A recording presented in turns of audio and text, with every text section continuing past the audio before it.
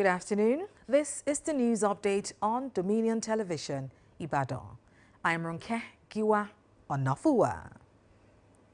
The Nigeria Immigration Service, NIS, has boosted its daily passport production capacity from about 300 to 5,000 following the launch of a new centralized passport personalization center in Abuja.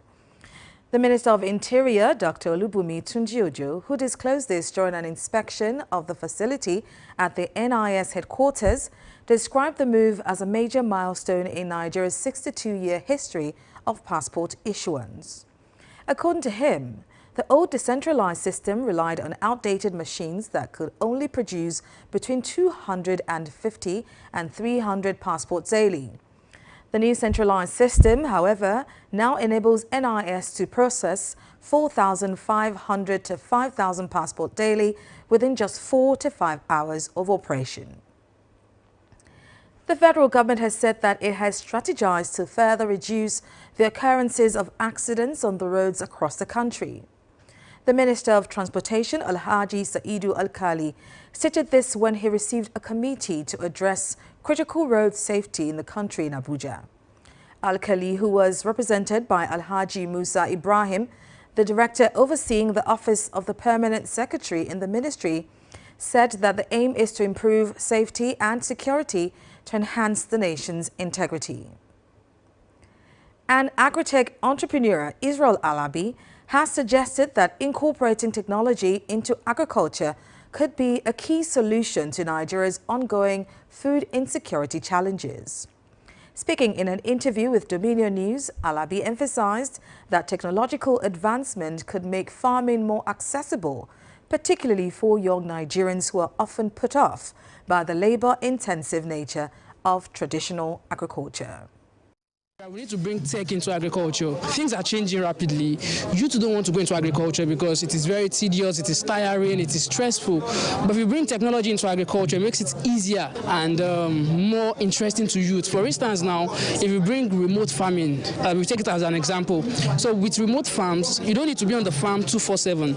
You just set up maybe your surveillance equipment, and from anywhere you are, you can see your farm, you can see what is going on your farm. So that gives the farmer peace of mind. So with tools like that, more youth are encouraged to go into agriculture.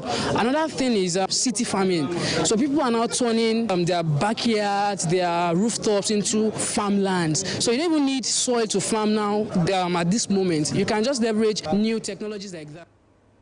Alabi urged young Nigerians to consider these technological innovations and get involved in farming, which he believes could play a crucial role in improving food security across the country. Now, education experts and parents have responded to the 2025 National Examinations Council NECO results. Many expressed satisfaction with the relatively high pass rates, particularly in English and mathematics, while others voiced their dissatisfaction with the results. With 5 credits and above, including mathematics and English, aims 818,492 candidates, representing 60.26%.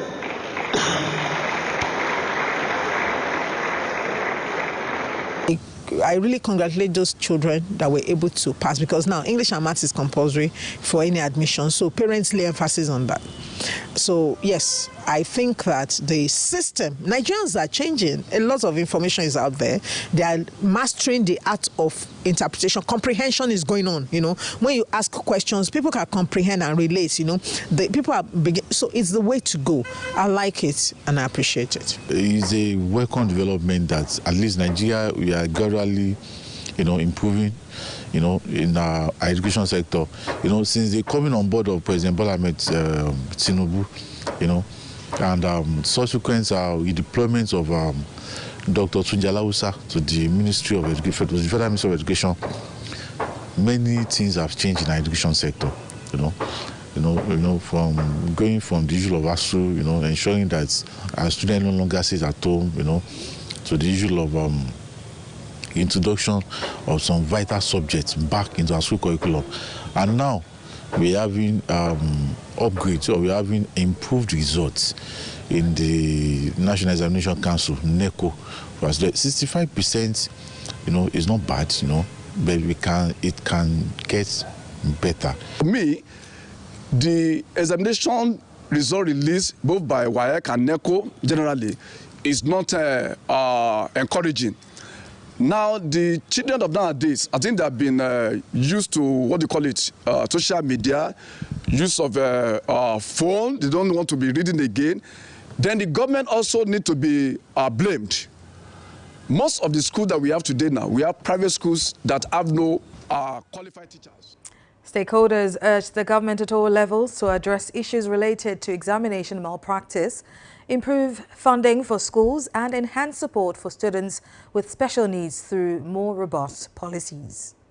If he or she is doing the right thing, I don't think there should be a need for any special center, It is this special center before now that has created a lot of issues, that has created a lot of bad images for some of our examination agencies. But with what the federal government is doing now, it is important for the parents to also key into the efforts of the federal government and discourage this issue of special center. It's going to be very absurd for somebody to be paying like 1 million naira, 600,000 per session, and you're not saying the student failed. And that's the reason why people are now cutting corners, either to pay people to, get involved in exam malpractices, or at the same time, to bring some kind of computer expert that can inflate our result. We need to address all these issues before you can say whether we are now moving forward in terms of education.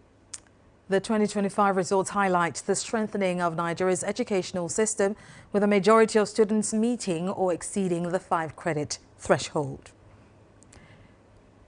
Now onto the foreign scene. The World Health Organization, WHO, has said that 31 out of 38 confirmed Ebola cases have resulted in deaths in southern Congo, where authorities are battling a new outbreak of the deadly virus. The latest figures show the casualty rate has nearly doubled since last week, and that the disease is spreading rapidly, as more than 900 contacts have been identified so far. An official at WHO Africa's program, Dr. Patrick Otim, said that more than 500 healthcare workers and contacts have received their vaccination, offering them crucial protection. Now, the United States has vetoed a draft resolution at the United Nations Security Council that would have demanded an immediate and permanent ceasefire in Gaza and the release of hostages.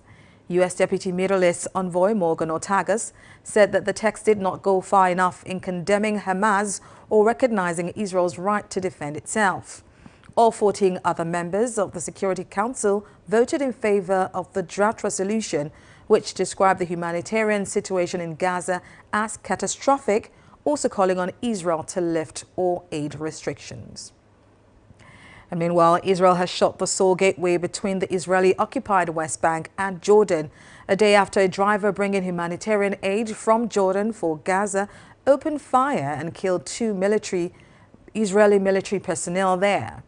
The Israeli Airports Authority, which operates the Allenby Bridge crossing, announced that it would be closed until further notice. The 2 crossings between Israel itself and Jordan were also affected, with the Jordan River crossing in the north shut and the Rabin crossing in the south remaining open only for workers. And now talking sports, Nigerian-British boxer Anthony Joshua could be set to fight for the first time in Africa. Joshua is set to fulfill a dream he has had for a long time, fighting in Nigeria.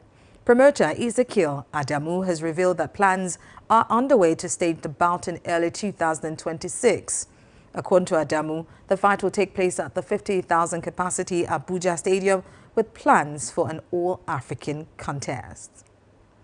You can visit our website on www.dominion.org.ng to watch us live and interact with us.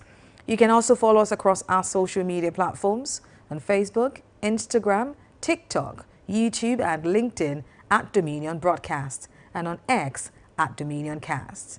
And that ends the news update on Dominion Television. Thank you for watching. I'm Ronke Giwa Onafuwa.